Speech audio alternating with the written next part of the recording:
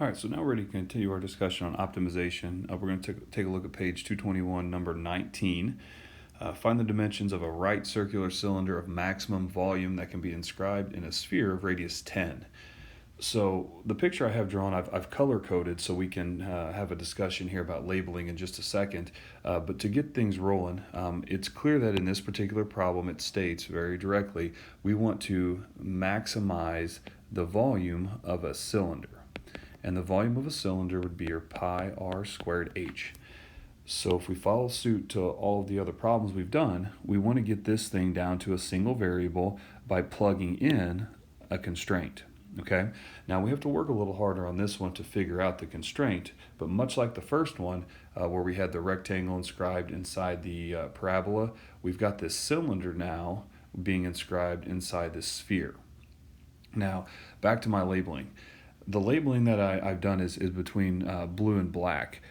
One of these things I view as constant or fixed, and that's the black part, right? Picture that you just have a sphere, it's sitting there, but the dynamic part, the part that we're viewing almost as changing to fit, would be the cylinder needing to increase to its maximum size.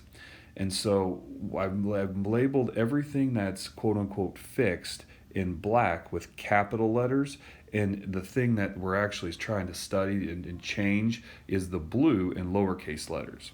Okay, and that's pretty common with what I'll do, and a lot of people do that as well. Capital versus lowercase is a nice way to distinguish. Okay, so what connection can we make between all of these things? Remember, we're trying to figure out how to substitute something in here to get it down to one variable. Well, when I look at my picture, I see this triangle. This triangle jumps out at me right away. And so if I want to use the Pythagorean theorem here, I'm also going to need this height. Well, that blue height now would be this lowercase h over 2. So that height is going to be h over 2. And if I use the Pythagorean theorem, then I've got r squared plus h squared over 4 equals this capital R squared.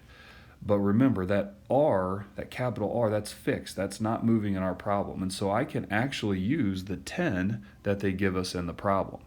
So R squared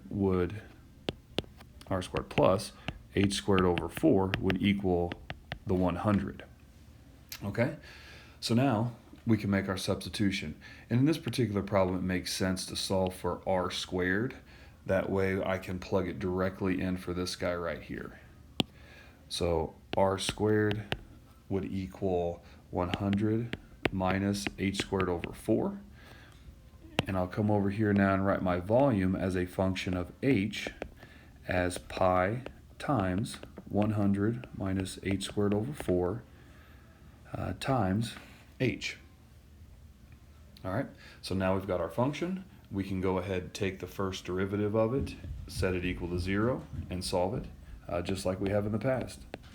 So v prime now would be a 100 pi minus 3 pi over 4 h squared.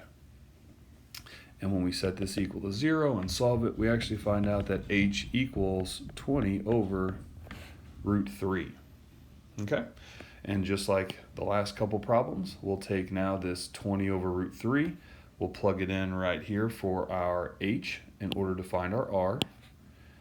So I'll do it here kind of in the middle of the screen.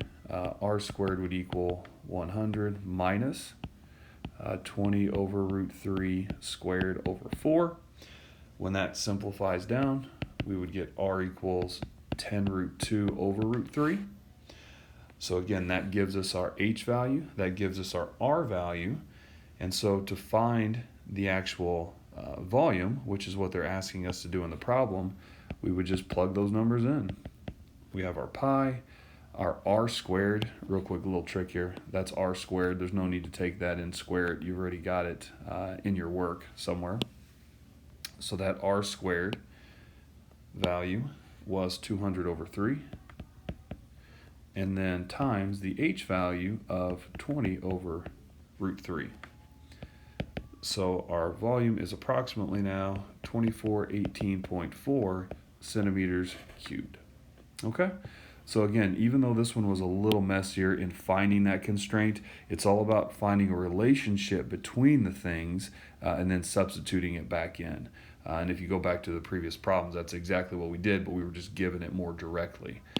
So the last thing I want to mention on this is similar to the last one, where if I go down and I carry the v double prime with respect to h, that's going to give me a negative 3 pi over 2 h cubed.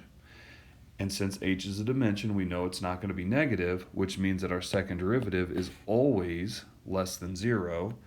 Therefore, concave down. Therefore, we have a maximum value. Okay, so again, that little second derivative technique there is really, really helpful in understanding what you're dealing with in terms of a max or a min without having to put together that interval, which sometimes can be kind of messy.